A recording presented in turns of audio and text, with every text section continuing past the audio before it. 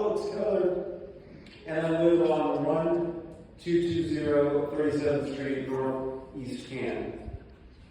I decided I wanted to address the homelessness issue that everyone's been talking about all throughout tonight. I saw concern from someone who's running for city council. They even me off their Facebook page for disagreeing with them in some parts. But they specifically pointed to the Canton and other stuff as anti-homeless. And I've seen other people in this room present there, but as someone who frequents, Canton Chamber of Commerce events, knows a lot of the people there, I can still resonate with the idea that it does not work for the Canton and stuff like that. Just taking up all the space. It just came off as weird to me to see fences around that. Like, there weren't fences around the fancy cars here on First Friday. I mean, if no one's going to steal a Corvette, who's going to steal an overpriced bottle of wine? Not that I would ever drink something gross like that, but I just don't fully get, putting such priority on those kind of things.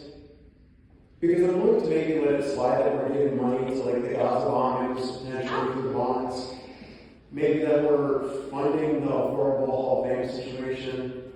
I mean, if anyone wants, pizza oven maybe for there right now. But in all seriousness, though, I really find it weird seeing these events. Specifically, I've nothing against, when the McKinley Museum does some historical event downtown. But it gets to be a little weird when you start to these gated off special ticket events. You're throwing them around the city and now people are questioning things. I mean, I've seen people almost want to run for office or do community work just because they see this. And I'm starting to see the bans taking effect even within my own church's four walls. I've seen people try to find creative solutions to get around the city's actions.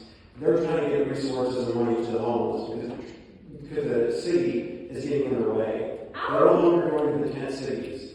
They're now having to find creative solutions to help people. We're going door to door to Jackson, Sheridan, Skyline Terrace, Tuscarawas to talk to people, partly because the city is now almost abandoning the homeless. And when I was a white kid at one university, kind of just living in the privileged dorms, I still went out and talked to the homeless people, still went out and just tried to help them when I could. Just the same as when I was at the food bank. I think we can be showing a little bit of grace to the homeless people by undoing any bans and just trying to go back to square one and figuring out better solutions. Because I also realized the idea of housing is not for everybody. I can think of a specific person at my church who was homeless for a little while, in part because they didn't qualify for the ICANN housing.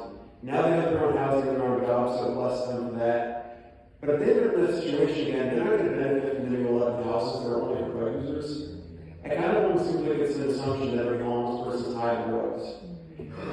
And it's not, I know not everyone in city council believes that, but it certainly seems like a stereotype that homeless people are only folks on drugs. And I don't know. I'm just looking to be done about it. You guys can undo this, fix it. I'd rather see the homeless people down in their beds than up alone.